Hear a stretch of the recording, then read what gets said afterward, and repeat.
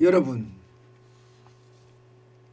DSR이 확대 시행이 되면 무려 말입니다.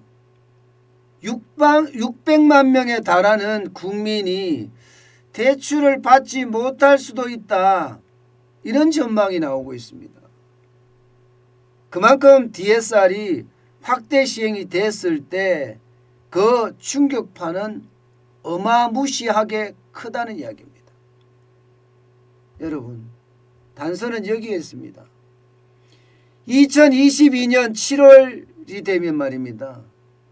돈을 1억을 빌리려고 하더라도 DSR, 그러니까 총부채 원리금 상환 비율 규제에 해당이 됩니다. 1억을 빌리려고 하더라도. 그러면 다시 계산을 하면 말입니다. 지난 9월 말 현재 대출자가 1990만 명입니다. 이 중에 2억 원이나 1억 원이 넘는 대출자를 찾아보니까 593만 명이라는 거예요. 2억 원이 넘는 사람, 1억 원이 넘는 사람을 다 합치니까 593만 명이라는 겁니다. 그러면 거의 600만 명이 대출을 중단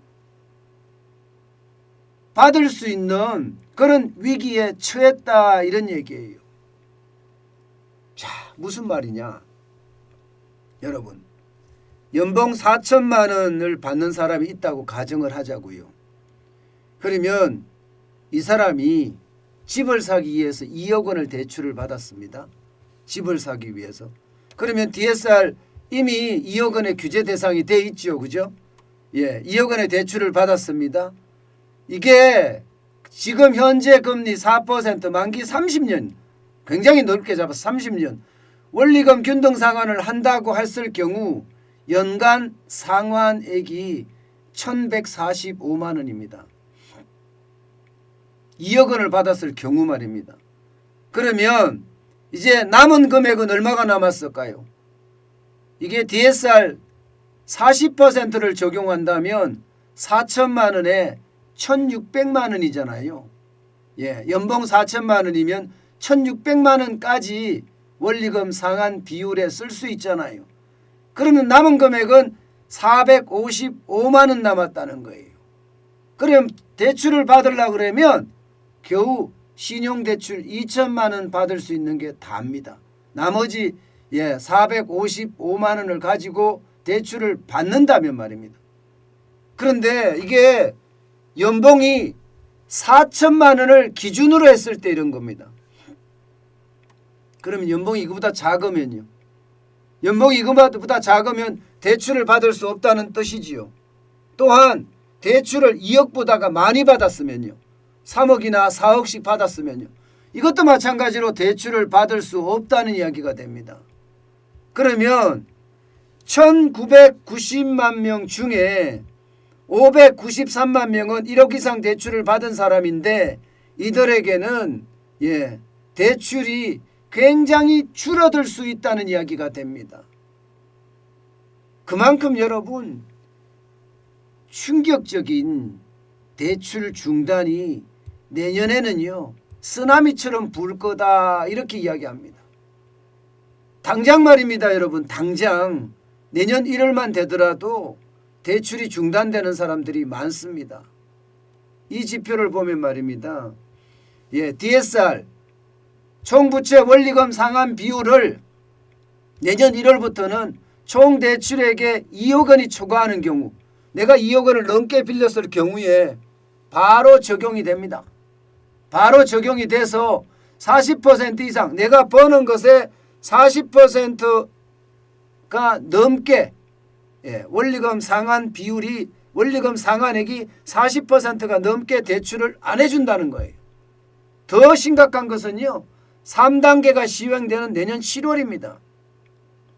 1억이 초과하면, 총 대출액이 1억이 초과하면 여기에는 또 원리금 상환 비율 DSR 40%를 적용한다는 거예요. 이럴 경우 말입니다. 충격적인 결과가 옵니다. 충격적인 결과. 저는 이런 것을 보면서 도대체 지금 가계대출을 어떻게 관리했기에 지금 이런 상황이 벌어졌고 이런 상황이 선의의 피해자까지도 지금 많이 양산할 수 있다는 것, 이것을 생각하면 여러분 엄청 충격적이에요. 엄청 충격적이에요. 더 심각한 문제는요. 더 심각한 문제는 바로 이들입니다. 이들. 여기에 보시면 20대 있죠. 20대. 20대. DSR 3단계를 적용했을 때 20대는 28만 5천 명이 여기에 해당이 되고요. 그리고 60대입니다. 60대. 95만 5천 명이 DSR 3단계에 해당이 됩니다. 이들은요. 아무래도 소득이 적습니다. 소득이 적어요.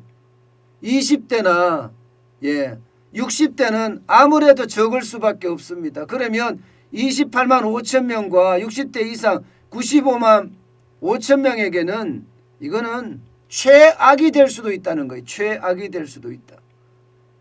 청년들에게는요. 그 어느 때보다 대출받기가 힘들어진다는 거예요. 노령층도 마찬가지란 뜻입니다. 대출받기가 힘들어져요. 그러면 세금 폭탄에 여러분 도대체 집 한 채 있는 소득이 없는 노령자는 어떻게 하라는 뜻인가요? 집을 팔고 시골로 가라는 뜻인가요? 아니면 서울 변두리로 가라는 뜻인가요?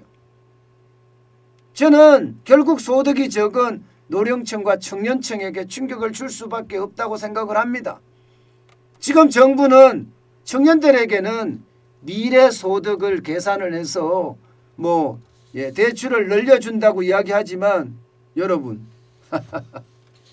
이것은 진짜 웃기는 일이에요. 청년들의 미래 소득을 어떻게 측정할 수가 있죠? 그냥 일률적으로 청년들에게 미래 소득을 측정한다고요? 그것은요. 은행에서 대출을 안 해줄 겁니다. 왜냐하면 은행 입장에서는 그게 부실이 될 수가 있으니까. 당장 대출 양도 줄이라고 하는데 미래소득을 측정해서 청년들에게 대출해 준다는 건 이거는 말만 좋은 거예요. 허울만 엄청 좋은 이야기지 실질적으로는 여러분 결국 대출로 일어나지 않는다는 이야기가 되는 겁니다.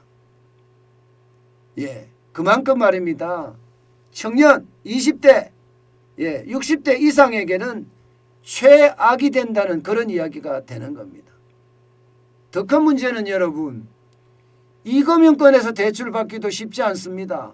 이금융권도 DSR 이 범위를 줄였습니다. 지금 보시는 것처럼 은행은 40%를 유지했지만 보험사는요. 현행 비율이 70%였던 것이 50%로 줍니다.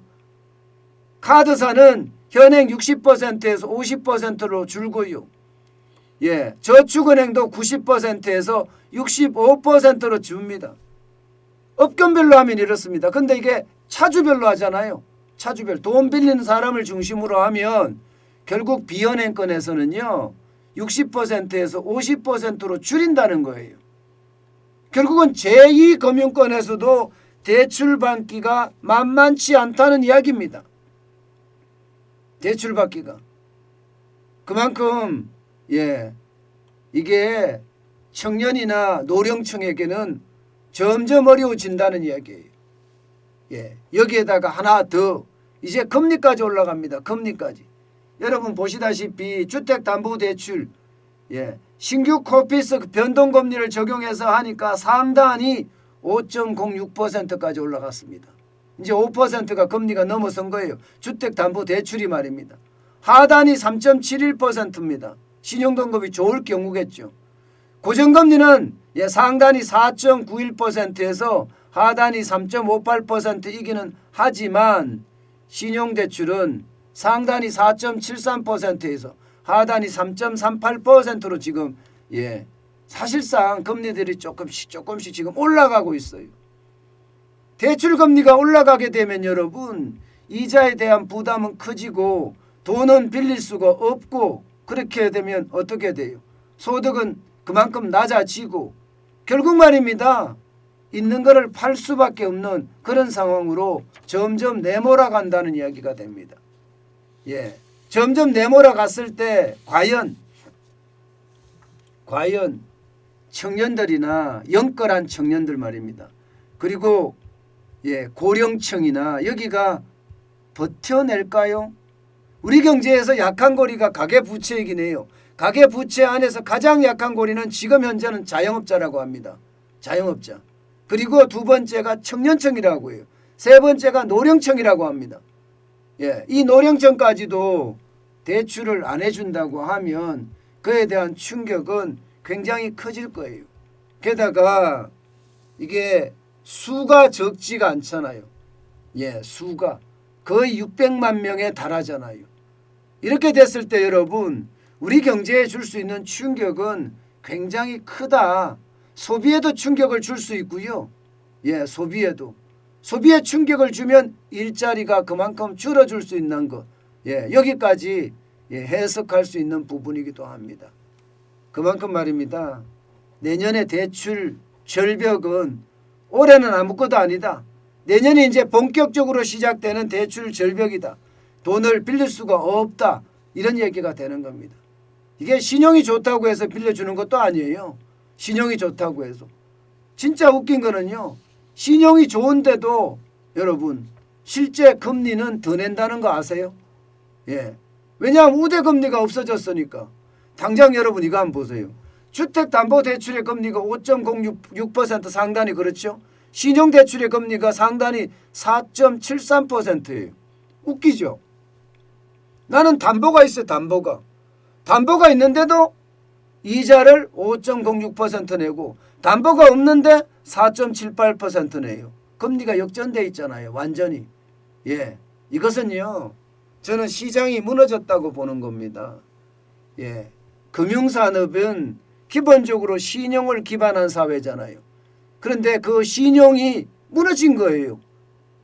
주택담보대출의 금리가 더 높고 신용대출의 금리가 더 낮다는 건 이거는 진짜 웃기는 이야기니까요. 그만큼 말입니다. 우리 금융시장의 왜곡은 앞으로도 많이 될 겁니다. 게다가 이 가운데 있는 중산층 있잖아요. 중산층에 대한 대출은 그 어느 때보다 어려워질 수 있겠다. 이런 생각을 저는 지울 수가 없습니다. 어차피 부자들은 현금이 많으니까 현금으로 돌릴 수 있다고 하지만 취약계층은 또 정부가 특별하게 취약계층에 대해서는 대출을 해준다고 해요. 그러면 중산층은 어디 가나요? 중산층은 죽으란 소린가요? 중산층도 지금 돈을 빌려야지만이 사업을 운영할 수가 있고 가게를 꾸려갈 수가 있습니다. 그만큼 지금 소득이 줄은 상태예요. 그런데 돈까지 빌려주지 않는다면 도대체 어쩌라는 거죠. 그래서 저는 점점 생활이 점점 어렵게 되는 것 아닌가. 저는 그런 생각을 해봅니다.